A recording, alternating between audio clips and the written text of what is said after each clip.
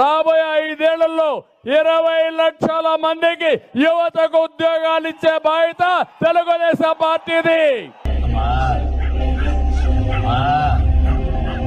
అంతేకాదు నీకు ఉద్యోగం వచ్చే వరకు నెలకు 3,000 రూపాయల నిరుద్యోగ భృతి ఇస్తా.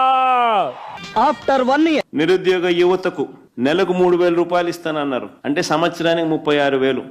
ఈనాడులోనే వాళ్ళ అఫీషియల్ గజెట్ పేపర్లోనే 17th April 2025 వచ్చిన పేపర్ కటింగ్.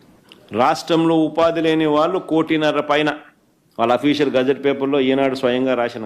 మరి ఒక్క పైసా కూడా 36,000 ఇస్తానని చెప్పినోడు కనీసం ఒక్క పైసా కూడా ఇవ్వకుండా ఎవరైనా కూడా ఇంకా సూపర్ 6 సూపర్ 7 చేయలేదా అని అడిగితే వాళ్ళ నాలుక మందం అని చెప్పి బెదిరించి ఎవడన్నా సూపర్ 6 మాట్లాడితే తాట తీస్తా.